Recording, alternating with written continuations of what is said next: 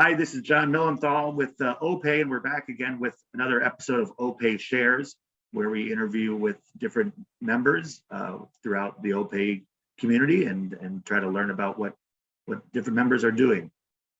This week or this month, we are here with Keelie Gustin. She is with Miami Valley CAP. Hello, Keelie. And she is the Chief Policy Director with MVCAP.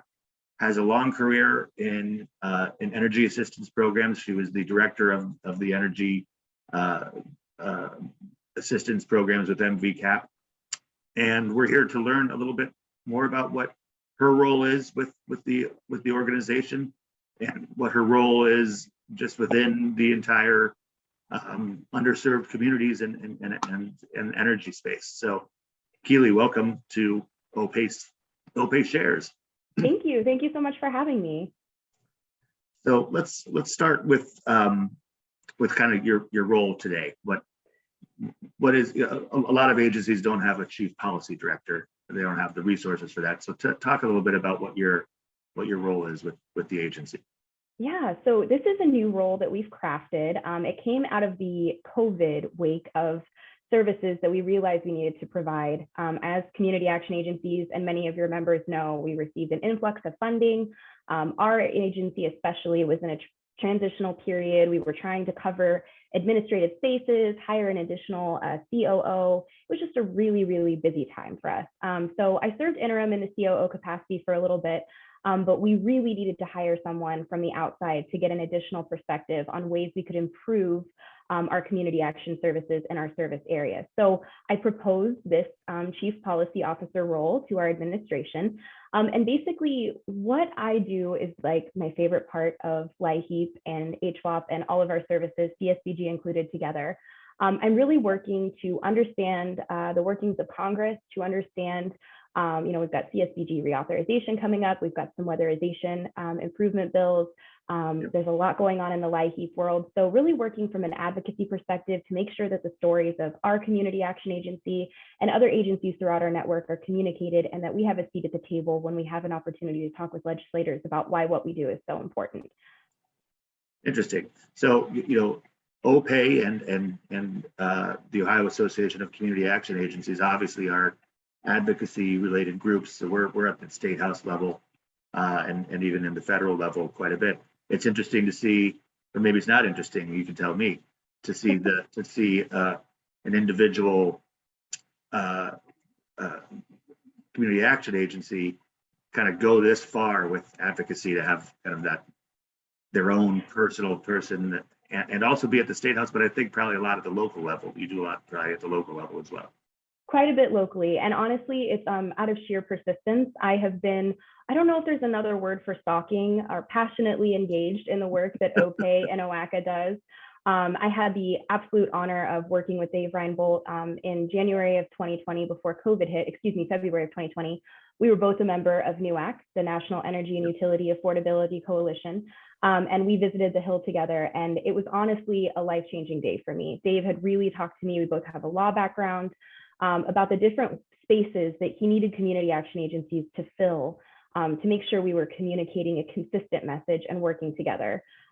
Well, you are fortunate to be at an agency that had the capability to move you into a role that focuses on this. Do you have some advice for maybe some of the smaller agencies that don't have that kind of resources, but really need to get involved at a local and state level? I mean, we do bring the members together quite a bit to do things within the state house. We have a board, obviously, that has a good diversity of our membership in terms of size, which is very good. What's some advice you can give to some of these smaller ones that don't have someone focused purely on policy? I really think it's important to lean on the agencies like OPAE and like NEWAC that offer advocacy opportunities. So again, we just did our LIHEAP Action Day in February for NEWAC. It was free. If you're a member of the organization, you can take those membership dollars straight out of part of your HEAP budget. It's very affordable from year to year. So I guess this answer is twofold. To lean on the member organizations such as OPAE and NEWAC that are providing these opportunities and I think really desperately want the customer stories that are going to resonate with folks we're talking to at the federal and the state level to get involved and have a seat at the table. I had the absolute pleasure of working with Step Forward. But we worked together during LIHEAP Action Day, and we had a team member that was volunteering stories from her own life and from the lives of her customers from a HEAP perspective.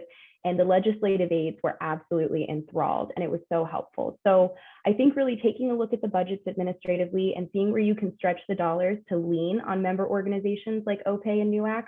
But then, also reaching out, I'd love to talk about strategies for individual agencies. We kind of have a unique perspective at Miami Valley CAP, as you might know.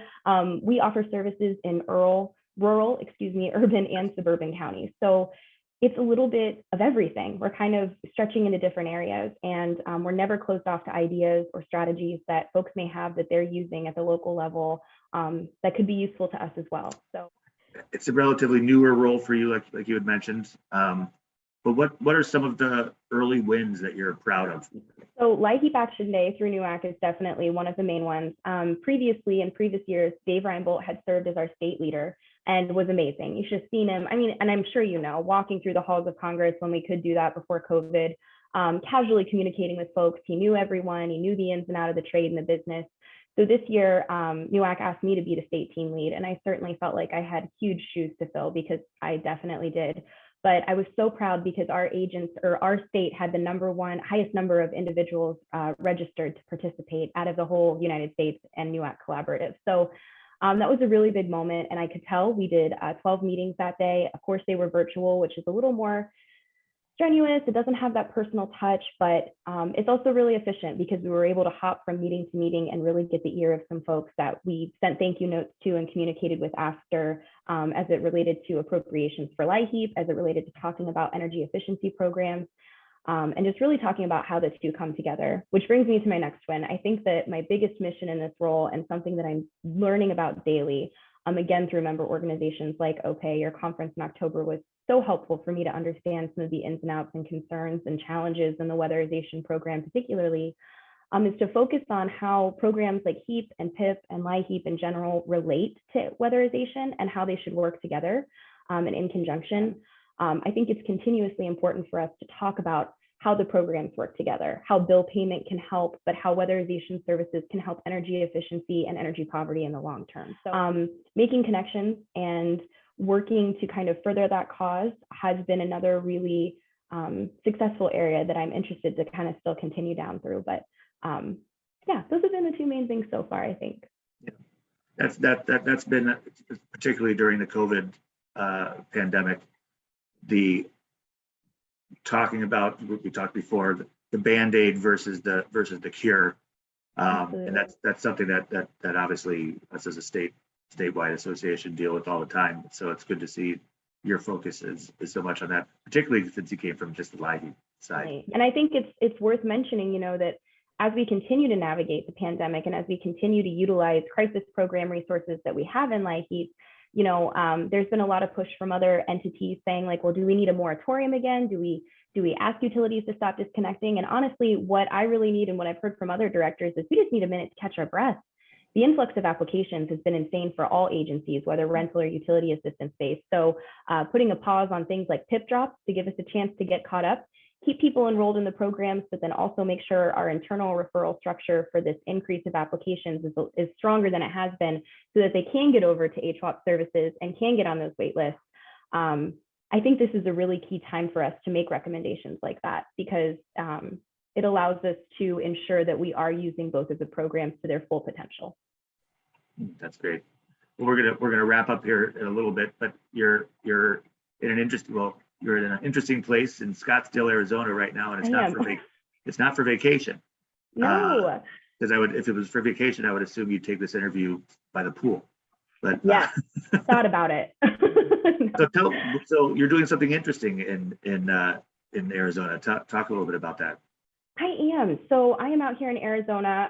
My boyfriend had come here for a conference. So I went ahead and paid my own way for my ticket and decided that I was going to reach out to some local Native American communities, Indian communities in the area. There's a huge number of reservations, particularly in the Scottsdale, Phoenix area, and reach out and learn a little bit more little bit more about LIHEAP in our tribal communities. We have several individuals that participate in NUAC and our NUAC members from tribal communities, and LIHEAP operates a little bit differently there.